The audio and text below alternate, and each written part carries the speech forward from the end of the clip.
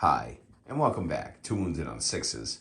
Today we're going to be reviewing another 1,000-point list for an upcoming teams doubles tournament that we have going on.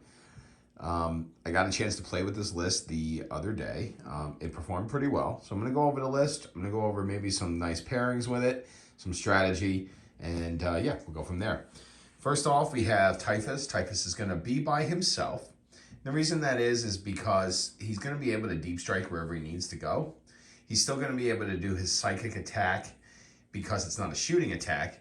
He'll also still be able to perform an action. So he can be a nice little 80-point action monkey that can throw a bunch of mortals, stay out of harm's way, deep strike anywhere, and just get a lot of utility for us.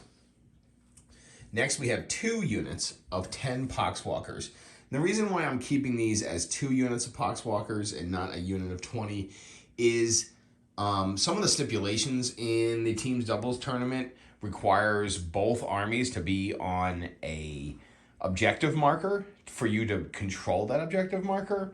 So we need to be able to spread out along the board. So having 2 units of Poxwalkers is really nice because they're a cheap unit. They're only 50 points for 10, and we're able to put them wherever we need to, sit them on an objective. We can even use a CP to regen them D3 to bring back a couple of models every turn. So they're really good for kind of just sitting on a point.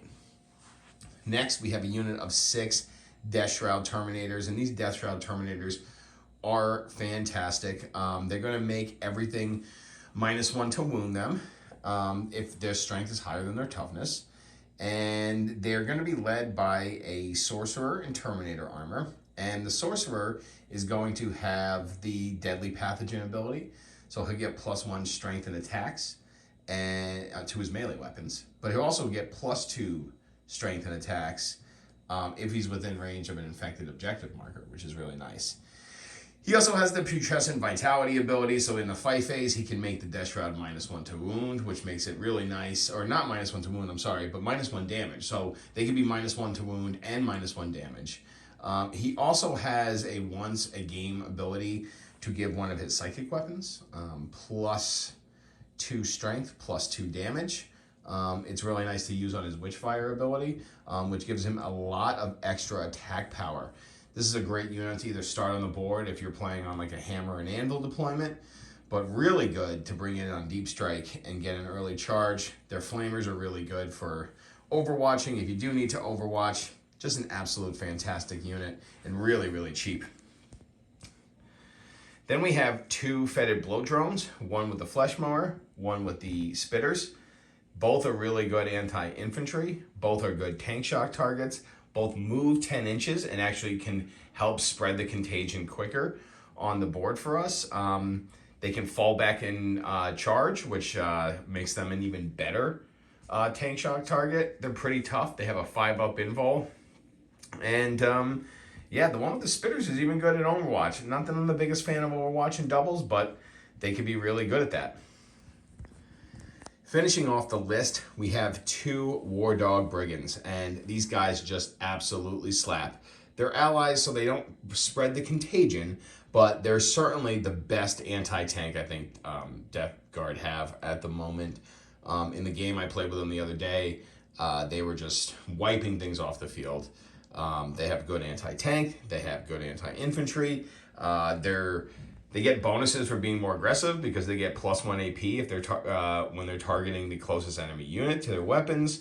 They're not really good in combat, but they're a pretty decent tank shock target as well. So I highly recommend the Brigands. I guess if I had one, I'd probably bring in 1 Carnivore, 1 Brigand, but this is really good, and the Bloat drones kind of make up for not having a Carnivore in the list. So that is the list. That's a little under 1,000 points there. So I actually played a game with these Death Guard and my Tau, and I brought a Cayune Tau list, which consisted of 2 Riptides, a Ghost Keel, a Skyray, a Piranha, 2 Stealth Suits, a Ethereal, and a unit of Vespid. And I ended up winning the game playing Orcs and Space Marines. And the Death Guard were pretty key, especially the Knights. They worked really well. They did some of the early anti-tank damage, and then the Tau made up for it after that.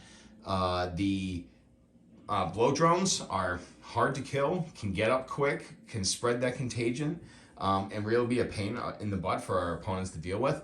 The Plague Marine, or the Poxwalkers, worked really well at holding down the objective, making sure I was scoring, making sure that I was maxing out my primary score as much as I possibly could. Typhus did really well as well. I dropped him in. He did a psychic and then did an early containment. He ended up getting killed after that, but he scored me some points. He did some damage, and I was able to sneak him into like a really precarious spot to score some victory points. So I kind of wasted him for a strategic purpose, but it ended up working out really well. The Death Shroud just slap. They just really do. I have the Chain Fist on the Sorcerer, so the +2 strength and +2 attacks really work out, especially because Death Shroud aren't the best against vehicles. Yeah, they have lethal hits, but they can't really get their strength high enough to do damage to vehicle toughness. So the anti-vehicle of the Chain Fist on the Sorcerer is really nice as well. They work really well, the Death Guard. I've paired them with a couple of different armies, and they just work well with all of them, just because they're tough. They can do a lot of damage. The debuffs work really well. The Knights, I think I've brought in every Death Guard list where I'm bringing doubles, and they work out as some of the best anti-tank pieces on the board. Yeah, I think they're definitely good. And I think you definitely have to go with Plague Company. I think it's hard to build a 1,000-point Flybloat host, so I'd probably recommend sticking with the Plague Company if you're going to run 1,000 points. If I would probably run this as a singles list too. I mean, it is not bad at 1,000 points. The Poxwalkers give you some board control. The Death Shroud are some real hitters. The Bloat drones, they get around the board. They're really quick. For a slow army, besides the Poxwalkers and the Death Shroud, the Knights move 12. These guys move 10. I mean, you can get around the board really quick with this army, surprisingly.